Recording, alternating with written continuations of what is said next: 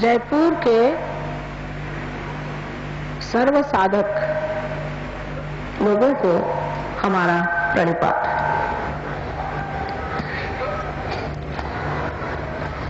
साधक वही होता है जो कुछ साध लेता है। जिसने कुछ साधा नहीं, सिर्फ मनोरंजन करता रहा, भजन गाता रहा, मंदिरों में घूमता रहा और उसी तरह से अपना सारा जीवन जिसने बिता दिया, उसने कुछ साधा नहीं। कुछ साधन ऐसा होना चाहिए जिससे आप परमात्मा से संबंधित हो जाए, जिससे योग घटित हो जाए। और ये साधन परमात्मा ने पहले ही आपके अंदर बहुत सुंदरता से सजाया हुआ है। इस साधन का सिर्फ उपयोग करना, इतना ही मात्र काम बच जाता है।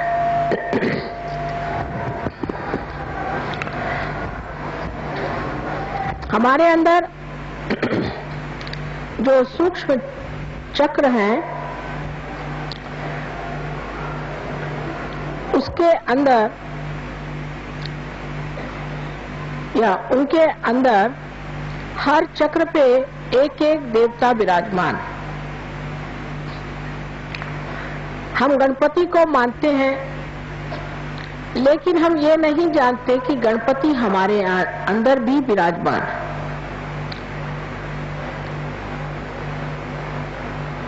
हम विष्णु को मानते हैं, लक्ष्मी विष्णु दोनों को ही मानते हैं, लेकिन ये नहीं जानते कि वे हमारे अंदर विराजमान है। अभी जगदम्बा का जो भजन कहा गया, वो जगदम्बा भी हमारे अंदर विराजमान है। कल आपसे मैंने नाभि चक्र के बारे में बताया था। उस नाभि चक्र के चारों ओर जब ब्रह्मा ने सृष्टि की तो भवसागर तैयार हो गया, और इस भवसागर में धर्म की स्थापना करने के लिए अनेक महापुरुषों ने आदि गुरु से लेकर के आज तक जन्म लिए हैं, जिनके 10 तत्व हैं। ये 10 तत्व हमारे मानव धर्म को बांधते हैं। ये मानव धर्म हमारे अंदर जैसे कार्बन के अंदर 10 वैलेंसी होती है, उसी प्रकार होते हैं। और ये सत्पुरुष, सदगुरु अनादि काल से हमारे अंदर इस धर्म को सुसज्जित करते हैं, जिसका पालन हमें करना चाहिए।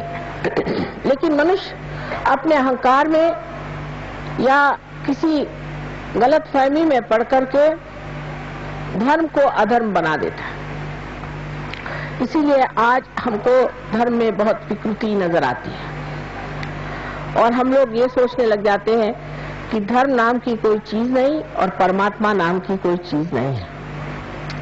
धर्म हमारे ही अंदर स्थित है। उसका अनेक प्रकार के से हम लोगों ने इन अवतरणों में परिचय पाया। जैसे श्री रामचंद्र जी ने शबरी के झूठे बेर खाए थे। श्री रामचंद्र जी सूर्यवंश के पुरुषोत्तम थे। एक शबरी जो कि बूढ़ा हो गई, उसने अपने दांत से कुरेच करके जो बेर तैयार किए थे उसको इतने प्रेम से खाया। इसमें बड़ा भारी धर्म निहित है, और वो धर्म ये है कि प्रेम परमात्मा को सबसे ज्यादा प्रिय है। जिस मनुष्य के हृदय में प्रेम नहीं है, वो मनुष्य परमात्मा के दरवाजे पर आ नहीं सकता। और जिसके हृदय में प्रेम है, उसके लिए परमात्मा सब कुछ भूलकर उनके गले लिपट जाते हैं। जैसे सुदामा जी अपने साथ चूड़े ले गए थे, किस प्रेम से उसे उन्होंने खाया। हम लोग अनेक तरह के व्यवहार करते हैं खाने के मामले में, लेकिन ये नहीं सोचते कि जिस आदमी ने प्रेम से हमें कुछ खाने को दिया, वो चाहे कोई भी हो, वो प्रेम का पुजारी जो है यही परमात्मा स्वरूप है। तो धर्म का स्वरूप जो है वो है प्रेम। लेकिन आजकल धर्म में झगड़े, कोई कहेगा कि माँ का धर्म प्रेम है, तो ये झगड़े क्यों होते? सारे संसार में जितने भी ये सद्गुरु आए हैं, ये सब एक पेड़ पर आने वाले अलग अलग समय पर फूल हैं। वो एक ही जीवन के पेड़ पर आए थे और पनपे थे, लेकिन जब हम उन्हें तोड़कर ये हमारा और ये हमारा, उनके मरने के बाद जब जिंदा रहते तो उनको सताते हैं, और अगर सताते नहीं तो उनका जो सताना है उसे देखते हैं। सारे साधु संतों को हमने सताया, अगर सताया नहीं है तो कम से कम जिस वक्त तो इतने तकलीफ में थे, हमने किसी ने तब नहीं कहा कि भाई क्यों साधु संतों को सता रहे हो। किसी ने उनको एक ग्लास पर पानी तक नहीं दिया। ये साधु संत इस दैवी पेड़ के फूल हैं। अब उनको तोड़ करके ये मेरा फूल है, ये तेरा फूल है, मेरा फूल तेरे से उत्तम है, से तो फूल मर गए। उस मरी हुई चीज को लेकर के आज हम झगड़ा कर रहे हैं। जो फूल एक बार परमात्मा के आंगन की शोभा थे, वो आज झगड़े का कारण हो गए।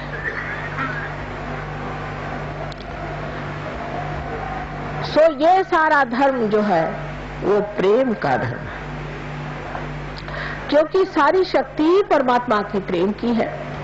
अगर परमात्मा हम लोगों को प्यार न करते तो वो इस सृष्टि की रचना ही न करते। लेकिन हम अपने को प्यार नहीं करते, हम अपने को झुठलाते हैं, अपने को कैद करते हैं, अपने ऊपर अपने ही विचारों को बांध करके कि ये मैं करूंगा, ये मेरा है, ये मेरा विचार है और यही सत्य है। इस तरह की धारणा ले करके हम जब अपने ही को किसी कोठरी में बंद कर लेते हैं, तब दूसरे भी दूसरे कोठरी में बंद होकर के चिल्लाते रहते हैं। प्रेम में मनुष्य स्वतंत्र हो जाता है, स्व का तंत्र जान जाता है। इसलिए धर्म ये प्रेम है। अब किसी किसी जमाने में ऐसा समय आया कि जहां हिंसा को भी करना पड़ा। जैसे श्री कृष्ण ने युद्ध में अर्जुन से कहा कि ये तो सब पहले से मरे हुए हैं और तू इन सबको मार। उन्होंने कोई आजकल की अहिंसा नहीं सिखाई कि कीड़े मकोड़ों को बचा के रखो। क्या मैं कीड़े मकोड़ों को कुंडलिनी जागरण देने वाली हूँ जो कीड़े मकोड़े बचाते रहते हो? उन्होंने कहा इनको मार, तेरे जो गुरु हैं उनको भी तुम मार। उस वक्त देखिए धर्म को समझना चाहिए पूर्णतः। उस वक्त आपको कर्ण का किस्सा मालूम है कि कर्ण का पांव जब रथ में अटक गया और अर्जुन ने अपना गांडी उसके ऊपर उठाया, उसने कहा देखो मैं वीर हूं और तुम भी वीर हो, और एक वीर पर निशस्त्र आप हमला नहीं कर सकते। तब कृष्ण ने अपनी उंगली आगे करके कहा कि जिस वक्त द्रौपदी की लाज लूटी जा रही थी तब तुम्हारी वीरता कहाँ गई थी? मार इसे। अहिंसा नहीं सिखाई थी, दुष्टों की हिंसा ही सिखाई।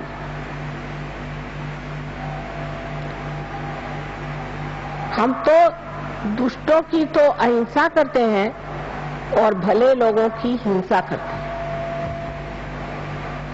हमारे यहाँ बहुत से ऐसे लोग हैं कि वो कहेंगे कि साहब हम तो कीड़े मकोड़े बचा के रखते हैं, लेकिन अगर किसी के घर पे कुर्की लाना है तो उसकी बीवी बच्चों को बाहर निकाल के खड़ा कर देंगे। उसका अगर अपमान करना है तो उसको कर देंगे, बेचारा अकेला कमाने वाला होगा, उसको जेल भेज देंगे एक छोटे से रुपयों के पीछे। ये धर्म नहीं, ये अधर्म है। धर्म की व्याख्या इन लोगों से हमें समझना चाहिए। हमारे सामने ये अवतरण आए जिन्होंने हमारे अंदर ये चक्र तो बनाए, लेकिन इन्होंने हमारे सामने आदर्श भी रखे जिनको हमें समझना चाहिए।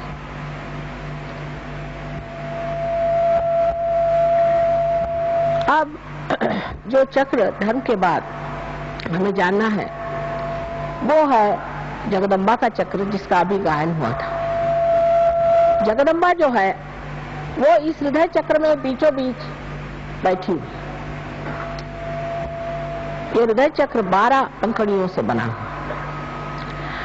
जब बच्चा 12 साल तक का होता है तब तक जगदम्बा, क्योंकि उसका नाम भ्रमरम्बा भी, आप जानते हैं कि वो भ्रमर बनाती है, इन भ्रमरों को अपनी जो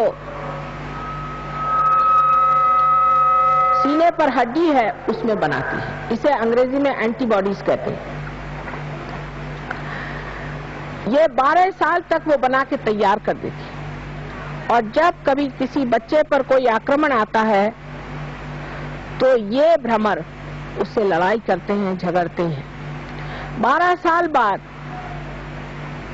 ये भ्रमर सारे शरीर में फैल जाते हैं।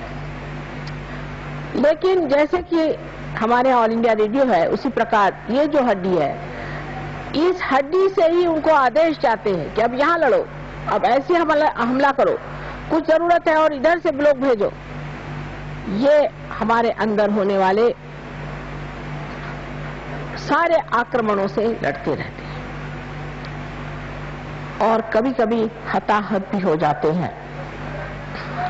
ये चक्र विशेषकर औरतों का ज्यादा पकड़ा जाता है, क्योंकि उनका विश्वास ये नहीं होता कि हमारी माँ जगदम्बा है, सर्वशक्तिमान, सबका पालन करने वाली, सबका तारण करने वाली जगदम्बा हमारी माँ है। पति ने जरा सा डांट दिया या कहीं कुछ चीज डर की बता दी तो औरतें डर के बैठ गई। जिस देश में पद्मिनी जैसी वीरांगना हो गई, उन वीरांगनाओं का आपके सामने स्वयं आदर्श है, वो तो जीवित आदर्श है इतिहास में। लेकिन आजकल की औरत जो है बड़ी डरपोक है और उसे आदमी भी जरूरत से ज्यादा दबाते हैं और उसकी परवाह नहीं करते। उस वक्त उसका ये चक्र पकड़ जाता है और उससे ब्रेस्ट कैंसर की बीमारियां ज्यादातर होती हैं। ये चक्र आदमी में भी पकड़ जाता है।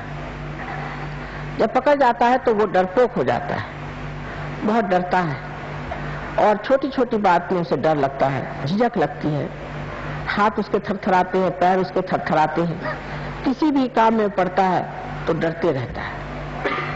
जगदम्बा ये शक्ति है। ये देखिए उस जगह बैठी हुई है जहाँ पर कि भवसागर में से लोग भक्तगण ऊपर आना चाहते हैं तो देवी उनकी रक्षा भी करते हैं और उनको मदद करके ऊपर खींच लेती है। आप जानते हैं कि देवी ने अनेक बार इस संसार में जन्म लिया। आपके राजस्थली में भी उन्होंने सती रानी बनकर थोड़ी सी देर के लिए चमक दिखाई, और यहाँ के राजा लोग सभी शक्ति के पुजारी हैं। ये सब होते हुए भी एक तरह की भीरुता, डर मनुष्य में बैठा हुआ। सत्य को डर नहीं होना चाहिए। जो आदमी सत्य पे खड़ा होता है वो किसी से डरता नहीं।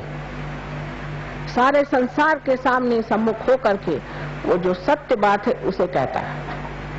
1970 में मैंने मुंबई में एक बहुत बड़े जहांगीर कावसजी हॉल में जितने भी राक्षसों ने जन्म लिया है उनका सबका नाम और उनका पहले का नाम सब बताया। किसी ने न मुझ पर केस करी और ना ही कोई मेरे ऊपर आफत लाए। एक साहब ने कहा माँ आपको गोली से उड़ा देंगे। मैंने लाओ तो सही, कौन गोली मारने वाला है, मैं देखती तो हूँ। थर थर कांप उठेंगे। ये माँ की शक्ति होते हुए भी हम लोग इस कदर कायर और डरपोक हो गए। इसकी वजह ये भी है कि वीरता को हमने जाना नहीं, शूरता को हमने समझा नहीं और सत्य का हमने मान नहीं रखा। असत्य पे चलने वाले लोग डरपोक होते हैं। माँ सत्यवान लोगों की ही पूजा करती है और उन्हीं को संवारती है और उन्हीं की रक्षा करती है। तो ये विश्वास रखना चाहिए कि हमारे ही अंदर श्री जगदम्बा का जब स्थान है, उसे हम जागृत कर लेंगे। अनेक बीमारियां इस चक्र के खराबी से होते हैं। उसके जो राइट साइड में आप देख रहे हैं चक्र है, इसे हम राइट हार्ट कहते हैं। ये चक्र यहाँ राजस्थान में बहुत पकड़ता है। ये श्री राम का चक्र है। श्री राम का चक्र है जो कि पुरुषोत्तम है। एक तो लोग जो सरकारी चीजों से बहुत डरते हैं, उनका ये चक्र बहुत पकड़ता है। क्योंकि पुरुषोत्तम श्री राम ये एक आदर्श राजा थे और उनको जो लोग मानते हैं, उनको किसी भी गवर्नमेंट से डरने की क्या जरूरत है। जब उनका साम्राज्य बैठा हुआ है तो गवर्नमेंट से डरने की कौन सी जरूरत है। वो मर्यादा पुरुषोत्तम थे। उसी तरह से अगर आप अपनी मर्यादाएं में रहें तो कोई भी गवर्नमेंट आप पे आंच नहीं ला सकती और वो आपको पूरे तरह से रक्षित रहने के लिए समर्थ है। इस चक्र को पकड़ने से मनुष्य को आस्मा की बीमारी हो जाती है। अब ये चक्र है पिता का, क्योंकि श्री रामचंद्र जी हमारे पिता स्वरूप है। ये पिता का है। अगर किसी पिता का अपने बच्चे से बिगाड़ हो गया या किसी बच्चे का अपने पिता से बिगाड़ हो गया या किसी तरह से पिता का जो स्थान है वो रिक्त हो जाए, जैसे कि बचपन में ही पिता की मृत्यु हो जाए या पिता की तरफ से कोई भी तकलीफ हो या पिता बच्चे को उच्छृंखल बना रहा है, उसको बुरे रास्ते पर डाल रहा है, तब ये चक्र पकड़ता है। उससे आपके अंदर अस्थमा की बीमारी हो जाती है।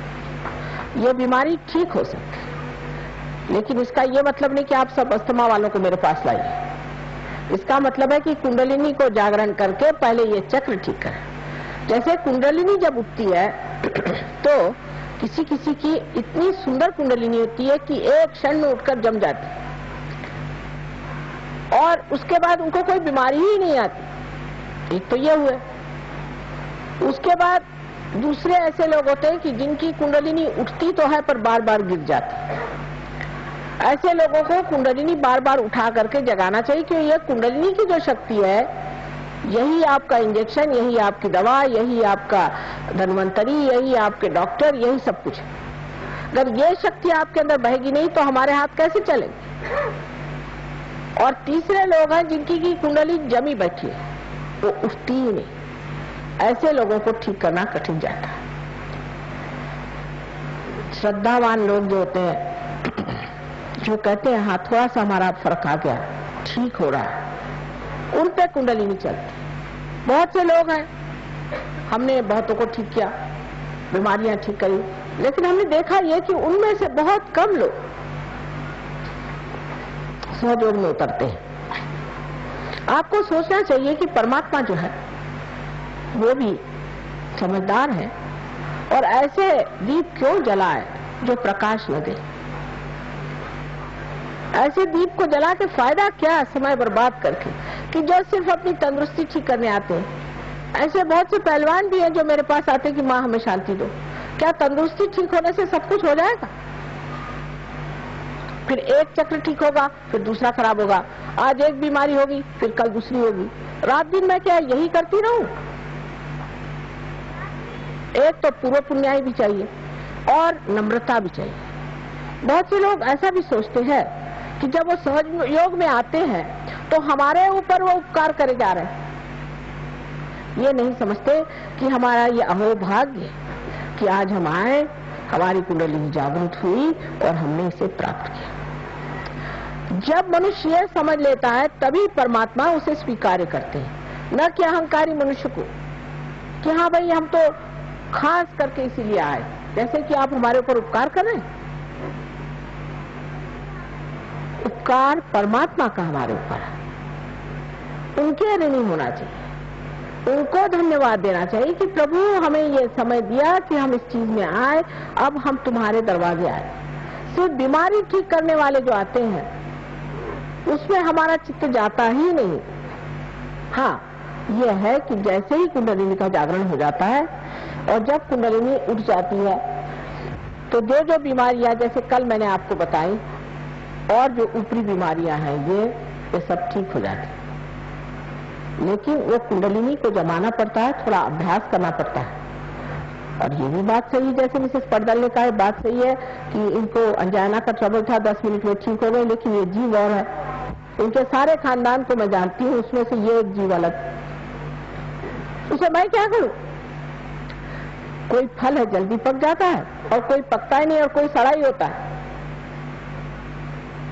इसलिए कुंडलिनी का जागरण करके उसे कहाँ रोकना चाहिए, किस तरह से उठाना चाहिए, कौन सी चक्र में दोष है, क्या चीज करनी चाहिए, ये थोड़ा सा समझ लेना चाहिए। और जब कोई आपको कोई बताता है उसी प्रकार आप करें, समझदारी से।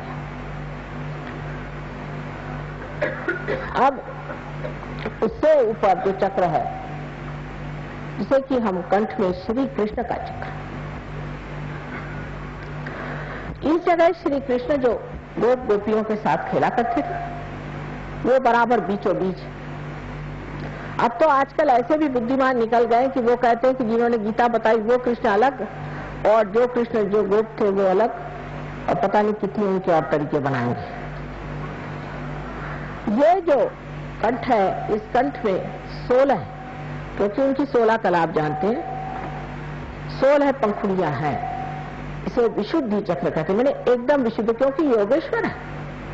योगेश्वर को कुछ चिपकता नहीं है, तो आप उनकी कहानियां जानते हैं कि वो साक्षात योगेश्वर है, उनको कुछ चिपकता नहीं, बिल्कुल विशुद्ध आत्मा। और जब विशुद्ध पे आप आ जाते हैं तो सारी चीज नाटक जैसे दिखाई देती है और आप साक्षी होकर उसे देखते हैं। कोई चीज आपको चिपकती नहीं, आप साक्षी होकर के देखते हैं कि ये तो ड्रामा चल रहा है। क्योंकि आप जिस पानी में या भवसागर में फंसे हुए अपने लहरों से डर रहे थे, उससे उठकर के आप नाव में बैठ गए, आप लहरें देख रहे हैं। ये साक्षी स्वरूपत्व आप में अंदर आ जाता है। जैसे ही साक्षी स्वरूपत्व आ जाता है तो आप सारी सृष्टि को एक साक्षी होकर के देखते हैं और आप पर किसी चीज का असर नहीं आता। दूसरी बात यह है कि जो प्रश्न है आपके, उसका हल इससे बाहर निकलने पे ही होता है। जब तक आप उसमें उलझे हुए हैं, आपके प्रश्न कभी ठीक हो नहीं। उससे जब आप बाहर निकल आते हैं तभी आप इस प्रश्न को ठीक कर सकते हैं। तो यहाँ पर बसा हुआ जो श्री कृष्ण का कंठ का स्थान है, इसमें भी 2 हिस्से हैं, एक को जैसे लेफ्ट का है और एक राइट। लेफ्ट में श्री विष्णु माया का स्थान है। श्री विष्णु माया के बारे में आप जानते हैं कि जो उनकी बहन थी, जिन्होंने स्वर्ग में जाकर के आकाशवाणी करी थी, बादलों में से गरज कर कहा था कंस से कि तेरा मारने वाला अभी जीवित है। वही आकाशवाणी आज भी कार्य करती है, जो बिजली है ये भी कार्य करती है। और आप कभी देखिएगा तो आपको आश्चर्य होगा कि हमारे भी फोटो बड़े कमाल के आते हैं। और जो ये कैमरा जिसे हम सीधी सादी चीज समझते हैं, इसने ऐसे ऐसे हमारे फोटो निकाल दिए हैं कि आप हैरान हो जाइएगा। यहाँ तक कि बादलों में तक हमारे फोटो आते हैं। ये आकाशवाणी का कार्य है, ये विष्णु माया है। इस विष्णु माया पर ये कहना है कि जब हमें भाई बहन का विचार नहीं रहता, जब हमारे अंदर ये शुचिता रहे, हम जब दूसरी औरतों के और बुरी निगाह डालते हैं, तब भी ये चक्र पकड़ जाता है। क्या किसी कारणवश सोचते हैं कि हम पापी हैं, हम दुष्ट हैं, और इस तरह की बेकार की अपने बारे में न्यून कल्पना कर लेते हैं, तब भी ये चक्र पकड़ता है। ये कल्पना कहीं कहीं बहुत ज्यादा मैं देखती कि हम तो पापी हैं, क्योंकि रात दिन जो आता कहता तुम लोग पापी हो, ये संसार पापी है, और जो बताने वाला वो कौन बड़ा धर्मात्मा है। ये सब बातें सुन सुन के मनुष्य अपने को इतना नीचा गिरा लेता है कि उसकी ये लेफ्ट विशुद्धि पकड़ती है, और इसके पकड़ जाने से अगर हृदय में भी पकड़ा जाए तो अनजाना जैसी बड़ी घातक बीमारियां हो जाती हैं। रात दिन कभी पत्नी, कभी पति, कभी घर, कभी समाज, किसी भी औरत में ये हमेशा बढ़ते रहता है कि तुम बड़ी खराब। उस वक्त ये चक्र पकड़ जाता है और इससे अनेक बीमारियां हो जाती, पर सबसे घातक बीमारी इसकी अनजाना की है। दूसरी जो राइट साइड है उसमें हम जिसे महाराष्ट्र में विट्ठल कहते हैं, और जिसे आप कहिए कि द्वारिका में बसे हुए श्री कृष्ण जहां राज्य कर रहे थे, उनका स्थान। तो जब गोप गोपी बन के यहाँ रहते थे तब उनका बीचों बीच स्थान है, और जब वो राज कर रहे थे द्वारिका में तो उनका राइट, और जब लेफ्ट में आप देखते हैं तो उनकी जो शक्ति स्त्री है वो उनकी बहन है। बीचों बीच में श्री कृष्ण की राधा, और इन्हें उनकी रुक्मिणी, उनकी पत्नी जो थी वो उनकी शक्ति थी। ऐसे ही मैंने आपसे कल बताया कि 5 शक्तियां वो और 16,000 और शक्तियां सारी श्री कृष्ण की यहाँ विट्ठल के स्थान पे है। लेकिन इसमें भी इतने दोष आ गए कि विट्ठल की मूर्ति पंढरपुर में उनका साक्षात हुआ, जैसे आपके गोविंद महाराज की यहाँ मूर्ति आई है स्वयंभू। उसके बाद लोगों ने वहां पे अपना धंधा शुरू कर दिया और एक एक महीना मुंह में तंबाकू डाल के विट्ठल विट्ठल विट्ठल करते हुए पैदल जाते थे। अब तंबाकू जो है ये कृष्ण के विरोध है, उनको बिल्कुल तंबाकू नहीं पसंद। जो लोग तंबाकू खाते हैं उनका ये चक्र खराब हो जाता है, या जो तंबाकू पीते हैं उनका ये चक्र खराब हो जाता है, और इसीलिए उनको कैंसर की बीमारी होती है। इसका इलाज है आप अजवाइन की बीड़ी मुंह में लें, अजवाइन का पत्ता जला करके और उसकी बीड़ी फूकें, श्री कृष्ण उससे खुश रहते हैं। दूसरा इसका इलाज है कि आप मक्खन को दूध में या पानी में, गर्म पानी में डाल के उसे पिए, उनको मक्खन बहुत पसंद। नाक में आप घी डालें, घी और थोड़ा सा कपूर, क्योंकि कर्पूर वगैरह आप जानते हैं तो आप कपूर के बड़े शौकीन हैं, सो कपूर थोड़ा सा डाल करके वो नाक में छोड़ें, कपूर माथे पे लगाएं। जो कुछ श्री कृष्ण को पसंद है वो सारा करने से वो प्रसन्न हो जाते हैं, और आपका विशुद्धि चक्र ठीक हो सकता है, आपका कैंसर ठीक हो सकता है, आपकी सारी तकलीफें ठीक हो सकती है। जब आप सबका गला पकड़ जाता है तो मेरा भी गला पकड़ जाता है, क्योंकि इतनी मेहनत पड़ जाती है इसको ठीक करते करते, तो भी पहाड़ जैसे लोगों की कुंडलिनी कभी कभी उठती ही नहीं, बड़ा प्रयत्न करना पड़ता है। खासकर विशुद्धि चक्र पे ये 3 ऐसे पेंच बैठे हुए हैं। उसमें से ये कि जो लेफ्ट विशुद्धि है, अगर मंत्र वगैरह किसी गलत गुरु से लिए है और बक रहे हैं उसको सुबह से शाम तक, तो वो मंत्र भी पकड़ जाते। इन सब चीजों के लिए उसका इलाज सहयोग में हरेक का मंत्र रूप भी है, आसन रूप भी है, और भी कुछ उसके साथ में थोड़ा बहुत जैसे पानी, जल या चीनी, इस तरह की चीजें दे करके किया जा सकता है। अब आज्ञा चक्र हमारा बीच में, ये महाविष्णु का स्थान, इसका वर्णन हमारे यहाँ बहुत सुंदर देवी महात्म्य में मार्कंडेय स्वामी ने करके रखा है, लेकिन कौन पढ़ता है आजकल देवी महात्म्य, किसको फुर्सत है। ये महाविष्णु का स्थान है, और यहाँ और यहाँ जो 2 स्थान हैं उसमें इस तरफ बुद्ध और इस तरफ महावीर जी है। अब बुद्ध के लोगों ने भी बुद्ध का हाल खराब कर दिया। उन्होंने कहा था कि आप भगवान की बात ही मत करो, पहले ईश्वर की बात मत करो, कोई मूर्ति की भी बात मत करो, क्योंकि जब तक आत्म साक्षात्कार नहीं होता है तब तक लोग न जाने किस किस चीज को पूजेंगे। कोई भी पत्थर देखा उसको पूजने लग जाएंगे। ये क्या जानेंगे कि कौन सी स्वयंभू मूर्ति कौन सी नहीं। तो पहले आत्म साक्षात्कार, आत्म साक्षात्कार, आत्म साक्षात्कार, इसी को पहले जाना। इसलिए लोग उनको कहते हैं वो अनिश्वरवाद थी, ये बात नहीं थी। वो बहुत प्रैक्टिकल आदमी थे। शुरू में हम भी यही कहते थे कि बाबा पहले आत्म साक्षात्कार लो फिर बात करें। लेकिन जैसे कल आपने एक महाशय जी को देखा कि ध्यान करते हमें आत्म साक्षात्कार नहीं चाहिए, तो आप तशरीफ क्यों ले आए यहाँ? यहाँ तो सिर्फ आत्म साक्षात्कार का काम है और कुछ। यही बुद्ध ने कहा था कि आप पहले आत्म साक्षात्कार कीजिए। पर जब उन्होंने कह दिया कि किसी चीज की पूजा मत करो, कुछ न करो, आत्म साक्षात्कार को प्राप्त हो, तो इन लोगों ने तरह तरह के उसके ढोंग निकाले और उस ढोंग पे चल पड़े। महावीर जी के लिए क्या कहने, वो तो साक्षात भैरवनाथ जी, बहुत बड़ी चीज। एक बार जंगल में ध्यान करते करते जब लौटे तो उनका आधा वस्त्र कुंज में फंस गया। अब बुरा मत मानिएगा, लेकिन जिस बात का मुझे बहुत ही बुरा लगता है, क्योंकि वो भी हमारे बेटे हैं, तो उनका जब वस्त्र आधा फट गया और वो आ रहे थे, कहते हैं कि कृष्ण ने ही उनकी परीक्षा ली कि भाई तू तो अवलिया है, तू तो अवधूत, तुझे क्या जरूरत, मेरे पास तो एक भी कपड़ा नहीं, मैं नंगा खड़ा हूं, मेरे लिए तेरा कपड़ा दे दे। तो उन्हें एक क्षण भर के लिए उसको कपड़ा दे दिया। वो तो राजप्रसाद में रहने वाले राजकुमार थे, एक क्षण भर के लिए वो छिपा कर चले गए और अपना कपड़ा पहन लिया।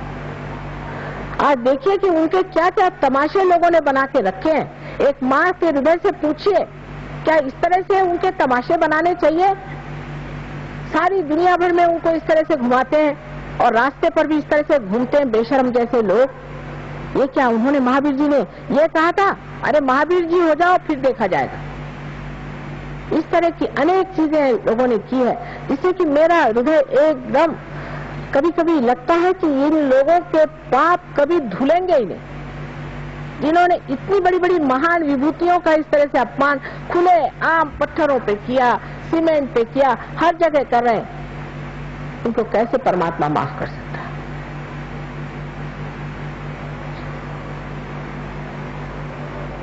नेमिनाथ जी ने जिस वक्त में श्री कृष्ण के साथ, उनके वो भाई, चचेरे भाई थे नेमिनाथ जी, जो कि तीर्थंकर थे, उनको उपरति हो गई।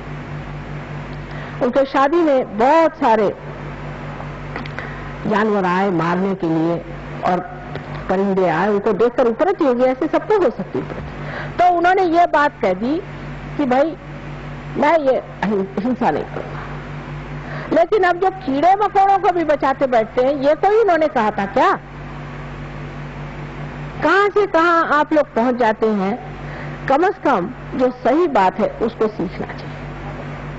मैंने बहुत सारे जैन मुनियों से बात करी कि भाई जो महावीर जी ने कहा ध्यान करो, वो क्यों नहीं करते? ये सब मंदिर मंदिर बनाते हो।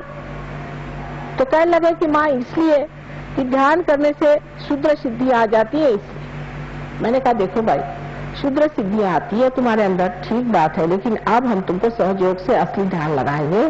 आप पहले ध्यान करो। अब बहुत से जैन लोग सहयोग को समझ रहे हैं कि महावीर जी का जो कहना है वही माता जी का है, और जो बुद्ध ने कहा वही काम माता जी, जो सच्चा दरबार कहते हैं वो ये। और बेकार की चीजों में अपना पैसा, अपना सारा चित्त बर्बाद कर देना ठीक है। अब तीसरे यहाँ ईसा मसीह, ये ईसा मसीह का खून हम लोग पहनते हैं, समझ लीजिए। अब ईसाइयों का तो और गधापंथी क्या बताओ आपसे, महागधे लोग हैं, इनसे तो बात ही नहीं कोई कर सकता। इनसे बढ़ के तो कट्टर लोग कोई है ही नहीं। हम लोग सोचते हैं कि मुसलमान कट्टर है, कम से कम वो दिखाई देते, ये तो छिपे हुए कट्टर लोग हैं और महागधे हैं। इन्होंने कभी ईसा को समझा नहीं। ईसा ने, क्योंकि उनका स्थान बराबर आंखों के बीच में जो ऑप्टिक चाइज्मा उसमें है, तो उन्होंने एक वाक्य कहा था, दाउ शैल्ट नॉट हैव एडल्ट्रस आईज, कि तुम्हारी आंख इतनी अबोध होनी चाहिए कि उसके अंदर कोई सी भी लालसा नहीं होनी चाहिए। बताइए ऐसा आपको आज तक कोई ईसाई मिला है जिसके आंख में लालसा न हो? जिस बात को उन्होंने खास ठोस तरीके से कहा वही चीज उनमें नहीं है, वो तो सभी में एक ही हाल है। जबकि हमसे भी बताया गया कि हम सब में आत्मा स्थित है, तो हम लोगों ने जाति बना ली जन्म के अनुसार। जन्म के अनुसार जाति हो ही नहीं सकती, और व्यास जी लिख ही नहीं सकते। व्यास जी किसके लड़के थे जिसको मालूम है, सो जानते हैं क्या? मत्स्यगंधा के लड़के थे ना, एक मत्स्यारी के लड़के थे, शादी भी नहीं हुई थी। वो व्यास जी क्या ऐसी बात लिखेंगे? लेकिन ये बना दिया कि जन्म से आप ब्राह्मण हैं, ब्राह्मण होना पड़ता है। यही बात मैंने आपसे बताई। अब आप समझ लीजिए कि धर्म के मामले में अपनी कल्पनाएं जो गलत है उसको सही करना पड़ेगा। अगर वो नहीं सही करी, वो अगर हमारी कल्पना हमने नहीं करी और वो हम सीधे नहीं हुए, तो हम धर्म को प्राप्त नहीं हो सकते हैं। जैसे कृष्ण ने कहा कि मारो इसको, ऐसी चीज है। जो सच है उसको पाना है, उसको मानना है। इससे हमारे अंदर के जो दूषित धर्म है सब निकल जाएंगे और जो सच्चा धर्म वो खड़ा होकर के सारे विश्व में एक धर्म हो जाए, क्योंकि सब ने एक ही बात कही है। अब रही बात कि उसके 3 चक्रों के बारे में मैंने बताया आपसे, 3 जो यहाँ पर है कि बुद्ध, महावीर और ईसा मसीह, ये 3 आए और इनका जीवन तपस्या से रहा। अब वेद में भी 7 हमारी स्थिति बताई। भू माने पृथ्वी, पृथ्वी से बना हुआ श्री गणेश। भूर्व अंतरिक्ष बना हुआ ब्रह्मदेव, ब्रह्मदेव ने अंतरिक्ष बनाया। उसका वो सिर्फ जो तत्व है वो कहते हैं भूर्भुवः स्वाहा। स्वाहा नाभि चक्र पे होता है, जहां हम सब चीज को खा जाते, जहां अग्नि खा जाती, ये लक्ष्मी नारायण जी का स्थान है। भूर्भुवः स्वाहा बना, ये माँ का स्थान जगदम्बा का। जना, जना इसलिए कि श्री कृष्ण ने जन जागरण का विचार किया, जन में उतरे। और इतना ही नहीं, विराट, श्री कृष्ण स्वयं साक्षात विराट है। सारे जन के अंग प्रत्यंग उनके अंदर है, इसलिए वो जन। और तप, इन तीनों ने तप किए हैं। और अब संस्कार पे सत्य है जो आदिशक्ति आपको देती है। इस प्रकार जो उसमें तत्व लिखा गया है वही विशद रूप से भक्ति मार्ग में लोगों ने देवी देवताओं की तरफ से वर्णन किया। ये सब की सब सच्चा है, सिर्फ कहीं एक अंग है, कहीं दूसरा अंग है। और एक हाथ को कोई लेकर झगड़ा करेगा और दूसरे हाथ को लेकर कोई झगड़ा करेगा तो उसे क्या कहा जाए? इसे तो दोनों भी हाथ टूट ही जाते हैं और टूट ही गए।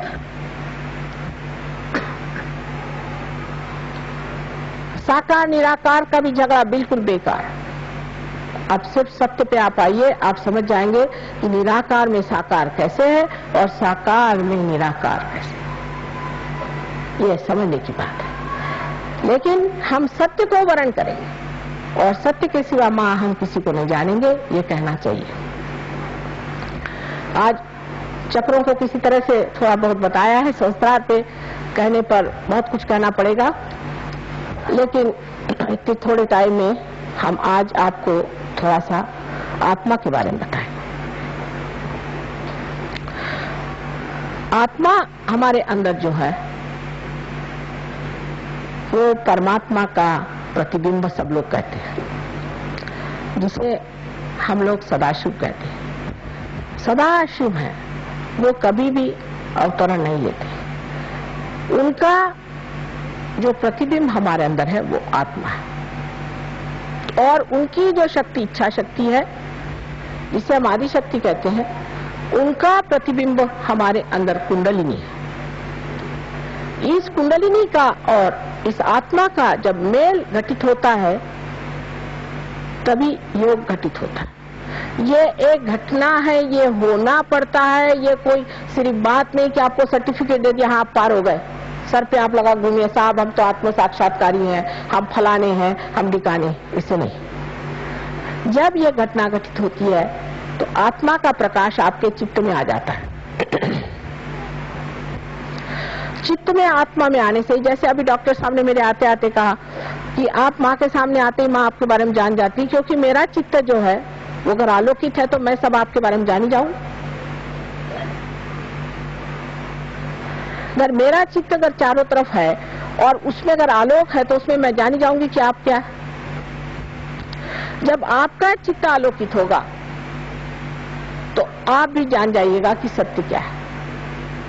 जैसे एक आदमी बहुत बढ़िया प्रवचन देते हैं, बहुत अच्छा भाषण देते हैं और काफी नाटक भी कर सकते हैं और लोग सब उनके ऊपर बिल्कुल क्या गुरु महाराज गुरु महाराज। पता हुआ कि जेल से अभी छूट के आए 10 महीने पहले। ऐसे रोज ही क्या आपको, आप जरा अंदर आ जाइए, क्योंकि वो क्या हो रहा है, डिस्टर्ब हो जाता है, अंदर आ जाइए। बच्चों को भी कहे इधर से आ जाओ, झांकने की कोई जरूरत नहीं। तो इस तरह के रोज के अनुभव आते हैं कि आज एक बाबा जी आए, कल दूसरे बाबा जी आए, वो इतना रुपया लेके चले गए, वो आए वो इतना हमारे साथ धन धाने ले गए। सारे आजकल तो जैसे कुछ पता नहीं इनकी कहीं से, जैसे कि बरसात में मेंढक बोलते हैं, इसी तरह से बाबा जी लोग आजकल सब जगह बोला करते हैं। आज भी हमने देखे कि इनके एक बाबा जी, उनके एक बाबा जी, जिस गांव में जाती हूँ नए नए बाबा जी सुनाई देते। तो आत्मा से ही आप जान सकेंगे कि ये आदमी सच्चा है या झूठा है, क्योंकि ये संपूर्ण तत्व है, एब्सोल्यूट जिसको है। उसमें दो चीज नहीं, वो केवल है, उसमें दो चीज नहीं है। जैसे कोई आदमी है, उसको हमने देखा, ऊपर से हम कहे न कहे, लेकिन हम जान गए कि क्या है, जो जान गए सो ही सही है। आप कहेंगे कि साहब ये कैसे? क्योंकि जो जानने वाला है वो आत्मा है, वो केवल ज्ञान जानता है, केवल ज्ञान, वो अज्ञान नहीं जानता। और केवल ज्ञान में वो बराबर बता देगा कि ये चीज ऐसी है, माने वो सत्य स्वरूप है, एकदम आपके सामने साक्षात हो जाएगा। शुरुआत में तो आपको जरूर है कि अपनी उंगलियां हाथ पे देखना पड़ेगा कि चक्र कहाँ पकड़ रहे हैं, कौन सा इनका चक्र पकड़ रहा है, इनको कौन सी तकलीफ है, ये वो देखना पड़ेगा। बाद में ये करते करते अभ्यास से आप इतने माहिर हो जाएंगे कि देखते से आप बता देंगे। अब बहुत से लोग आते हैं, भाई तुम्हारा कोई गुरु नहीं? मेरा कोई गुरु नहीं। अरे भाई दिखाई दे रहा तुम्हारे पेट में कुम्हला रहा है, लेकिन बोले नहीं मेरा कोई गुरु नहीं। अरे है, बता दो नाम तो जल्दी ठीक हो जाएगा। वो बताएंगे नहीं गुरु का नाम। अरे मेरा भी समय बर्बाद करो, अपना भी बर्बाद करो, इतना बड़ा हमें काम करने का सारे विश्व का है। छोटी छोटी चीज में लोग अटक जाते हैं, क्यों नहीं उससे छुटकारा पाते? इस तरह से जब आप अपने सत्य को जानते हैं तो आश्चर्य होता है। आपके अंदर आप देखते हैं कि मेरे अंदर भी ये कैसा दोष आ गया, ये कहां से आ गया। जैसे आज एक लड़की से हम बात कर रहे थे कि भाई तुम्हारे लिवर की शिकायत है और तुम इतनी छोटी लड़की, बहुत जो आदमी सोचता है उसको लिवर की शिकायत हो जाती। क्या तुम तला हुआ खाना बहुत खाती? नहीं, मुझे अच्छा ही नहीं लगता। तो मैं पैदा हुई तभी से मुझे। क्या तुम्हारी माँ शराब पीती थी? नहीं, शराब नहीं। बाप मेरे शराब पीते थे। तो मैंने देखा यह है कि शराबी बाप का बच्चा जो होता है उसका लिवर बचपन से ही खराब होता है।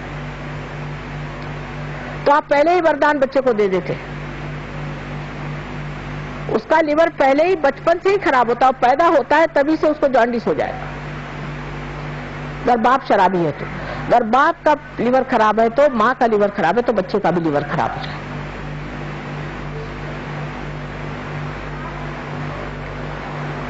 तो जो सत्य है उसको जानने के लिए अपना चित्त शुद्ध रखना चाहिए। अब उसका ये मतलब नहीं कि आप चित्त को धोते बैठे, लेकिन जब आप ध्यान करते हैं तो आप निर्विचार में आ जाएंगे। जब आज्ञा चक्र से कुंडलिनी ऊपर हो जाएगी आप निर्विचार हो जाएंगे। ये जो विलंब का स्थान है इसको बढ़ाते जाना चाहिए, निर्विचारता बढ़ाती जानी चाहिए। उस वक्त आप शांत चित्त हो जाते हैं, आप में शांति आ जाती है। जिस वक्त शांति होती है तभी कोई वृक्ष बढ़ता है। जिस वक्त आप निर्विचार होकर ध्यान में आ जाते हैं तो वृक्ष ठीक से बढ़ता है और प्रगति होती है। हर तरह का सत्य आप जान जाइएगा। हमारी तो बात छोड़िए, हम तो जानते ही हैं, लेकिन सहयोगी भी जो है वो कहते हैं माँ पता नहीं कैसे हमको लगा कि इस दुकान में जाए यही मिल जाएगी, तो वहां चीज मिल गई। हमको लगा कि इस रास्ते पे चले जाए, वहां एक सहयोगी बैठा हुआ था, उसने कहा भाई मैं तुम्हारा इंतजार कर रहा था, देखो यहाँ पे एक आदमी हमारा रिश्तेदार बीमार पड़ा, चलो। कहीं कुछ ऐसी छोटी छोटी होती, इतनी बड़ी बड़ी बातें हो जाती हैं कि बड़ा आश्चर्य होता है।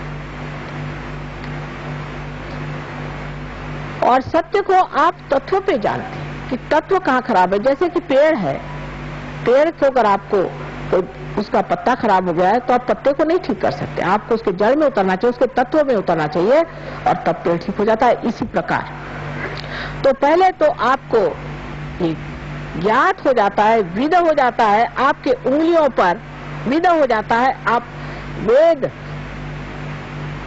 को जान लेते हैं कि ये सत्य क्या है। दुनिया भर का ज्ञान आपके अंदर आ जाता है। अभी हम महाराष्ट्र में गए थे, बैलगाड़ी में जाना पड़ता है कि तो बैलगाड़ी वाला आदमी उससे बातचीत शुरू करी तो हमने कहा तो कबीर बैठा गाड़ी चला रहा होगा। अरे हमने कहा सबने तुम्हें जाना कैसे? कहीं भाई ये तो सब अंदर ही था ना, तो आपने लाइट दे दिया हमारे अंदर तो हमने सब जान लिया। बात तो सही कह रहा हूं ना? और मैंने कहा बिल्कुल सही कह रहे हो, कमाल है तुम्हारी। तुकाराम कौन सी यूनिवर्सिटी में गए थे? ज्ञानेश्वर जी कौन सी यूनिवर्सिटी में गए थे? वो अवतरण तो थे नहीं, लेकिन क्या ज्ञानी लोग थे। ये ज्ञान कहाँ से आया? ये हमारे ही अंदर सारा असल ज्ञान, जो केवल ज्ञान अपने अंदर है, उस ज्ञान को तब आप प्राप्त करते हैं। ये आपकी आत्मा की ज्योत है, जो जलने से आप प्रकाश में सांप को सांप देख सकते हैं और रस्सी को रस्सी देख सकते हैं। अनेक है इसकी चीज, अब इसको अभी बताने का इतना समय नहीं। तो ये सत्य है और चित्त भी है। आत्मा चित्त क्या है कि सामूहिक चित्त है। जैसे कि विराट के शरीर में आप अंग प्रत्यंग है, उस अंग प्रत्यंग को ये मालूम नहीं कि वो विराट के शरीर में। जब उसका आत्मा जागृत हो जाता है तो वो जानता है कि मैं विराट के शरीर में घूम रहा। उसकी सामूहिक चेतना जागृत हो जाती है, उसका चित्त सामूहिक होता है। जिसके अंदर आत्मा की ज्योत आ जाती है उसका चित्त सामूहिक होता है। माने आपका क्या प्रश्न है वो तो बताता ही, क्योंकि आपको आत्मदर्शन होते हैं, लेकिन दूसरों के प्रश्न भी बताता है। और अगर आप ये भी जान ले कि ये कैसे ठीक करना है तो वो भी वो ठीक कर देता है। इसलिए सारा समग्र ज्ञान एक ही चीज का नहीं। अब समझ लीजिए डॉक्टर के पास जाइए तो डॉक्टर कहेगा भाई देखो तुम अभी इसका, मैं तो डॉक्टर पेट का हूं, तुम इसको दांत वाले के पास ले जाओ। उधर वो सारे दांत निकाल लेगा, कहेगा भाई तुम्हारा दांत ठीक है। उसका दूसरा जाएगा कान फाड़ लेगा ये कान ठीक है। तीसरा आंख निकालेगा, कहेगा आंख ठीक है। अंत में आप बीमार होकर के लौट आइए। डॉक्टर लोग माफ करें लेकिन सहयोग में समग्र ज्ञान होता है। माने ये कि एक आदमी आया, माँ मेरे पेट में दर्द हो रहा। अब ये कोई कहेगा अरे पेट में दर्द हो रहा है, इसको कोई पेट की दवा। पेट की दवा नहीं, इसके अंदर कोई और चीज आ गई है, उसको निकालना है। इस पे किसी और का असर आ गया है, वो निकालना है।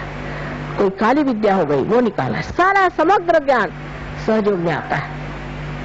ये नहीं इसके लिए साइकोलॉजिस्ट के पास जाओ, उसके लिए उसके पास जाओ। ये तो बच्चे हैं, अभी तो इन्होंने कुछ जाना ही नहीं। जो केवल ज्ञान है वो आपके अंदर है और छोटे छोटे बच्चों को तक मालूम रहता है।